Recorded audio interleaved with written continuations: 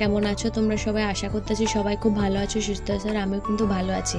আজকে আবার চলে আসছি আরেকটা নতুন ভিডিও নিয়ে। আশা করতেছি ভিডিওটা পুরোটাই দেখবা আর ভিডিওটা তোমাদের ভালো লাগবে। তো চলো ভিডিওটা স্টার্ট করা যাক। তো এই যে প্রতিদিন সকালবেলা যেটা কাজ হয় আমার আর কি, প্রত্যেকের জন্য খাবার দাবার রেডি করা।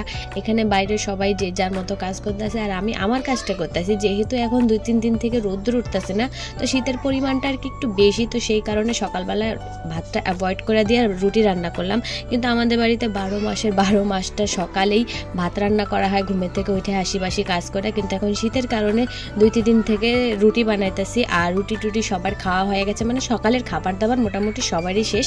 এখন প্রায় ঘড়িতে 10টার মতো বাজে গেছে। তো দুপুরের খাবারের প্রস্তুতি করতে দেখো, এখন আমি তো আর মাঠে যাইতে পারি না বা ওদের মতো কাজ করতে পারি না। তো আমার দায়িত্ব হচ্ছে সবাই পেটটা আর কি শান্ত রাখা, কারণ পেট শান্তি তো সব শান্তি। আর কাজ করতে গেলে শুধু হাত পা চালাইলে তো হয় না, হাত পা চালানোর জন্য পেটে জোর দেওয়া দরকার। তো সেইটার দায়িত্ব পুরোটাই আমার। তো টাইম মতো সবাইকে খাবার দেওয়া, টাইম মতো সবাইকে সব কিছু গুছিয়ে দেওয়ার দায়িত্ব পুরোটাই আমার। যেহেতু আমি মাঠে যাই না, তো সেই কারণে বাড়ির কাজগুলি টুকি নাকি যা কাজ থাকে, বাড়িতে কিন্তু কম কাজ থাকে না। A to Z সমস্ত কাজই কিন্তু আমাকেই করতে হয়। কিন্তু সকালের দিকে আমার শাশুড়ি মা একটুখানি আমাকে হেল্প করে দেয়। ধরো সকালবেলা একটু উঠতে দেরি হইলে, আর আগেরকার মানুষ তো ওনারা বেশিক্ষণ শুয়ে থাকতে পারে না। আমরা যেমন 7টা, 7:30, 8টা অবধিও শুয়ে থাকি, কিন্তু আমার শাশুড়ি মা শ্বশুরমশাই একদমই পারে না। তারা 6টা বাজলে কি 5টা বাজলে কি, মানে শীতকালে তো ধরো একটু দেরি হইলেও 6টা, 5:30, কিন্তু গরমকালে 4টের সময় তারা উঠে যায়। কিন্তু আমরা তো আর পারি না অত সকালবেলা উঠতে।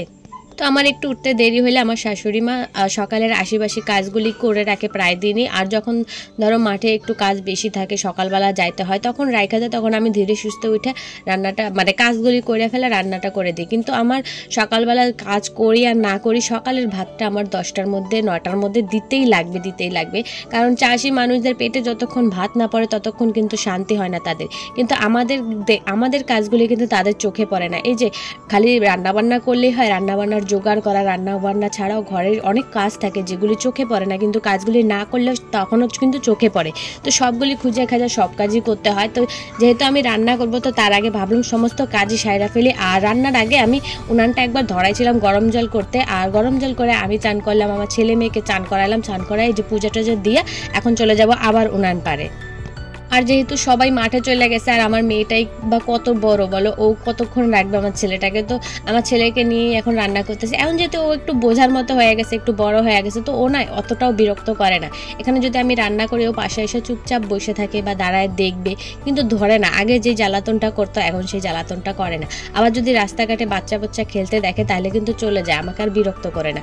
তো এই একদিক দিয়ে একটু শান্তি হয়, বাচ্চা কাছে একটু বড় হইতে থাকলে। আবার বেশি বড় হয়ে গেলে তখন আবার আরেক টেনশন থাকে, নানান বিষয়ে নানান ধরনের টেনশন চলে আসে বাপ মার মাথায়। কারণ বাবা মা এমনই একজন যে তোমার ক্ষতি হোক বা তোমার কোনো কিছুতে লাভ না হোক, ওগুলি কিন্তু একদমই তারা ভাবে না। তারা সবসময় চিন্তা করে আমার ছেলেটা মেয়েটা যেন ভালো থাকে, সুস্থ থাকে। তারা যেই পরিমাণ কষ্ট করতে হয় আমাদের যেন করতে হয়, বাচ্চাদের যেন একদমই না করতে হয়। তো বাবা মায়ের চিন্তা তো এরকমই থাকে। একটা সময় আমি বুঝতাম না ঠিকই, কিন্তু আমি এখন মা হয়েছি, 2টা বাচ্চার মা হয়েছি, তো এখন আমি ঠিক বুঝি, কিন্তু বুঝলেও কোনো উপায় নাই আমার কাছে।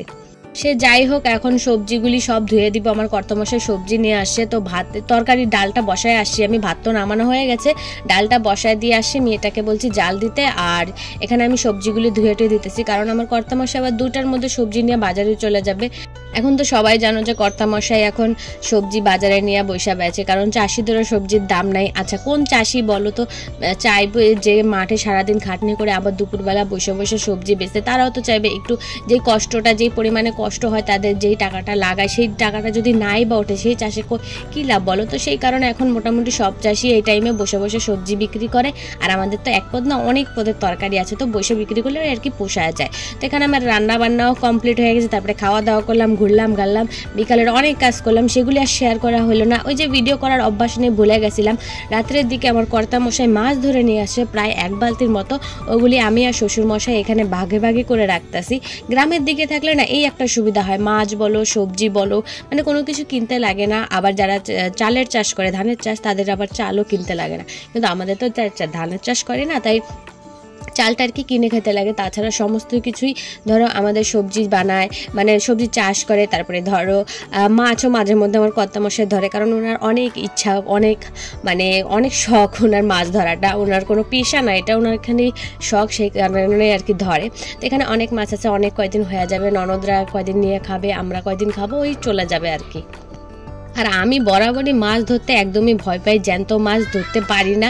তাও আজকে সাহস করে ধরতেছি আমার শ্বশুরমশাইয়ের সাথে। ভাগ্যে সেখানে আমার কর্তামশাই ছিল না, আমার কর্তামশাই থাকলে এরকম করে মাছ ধরতেছি যে আমাকে কয়টা যে বকা দিত তার ঠিক ছিল না।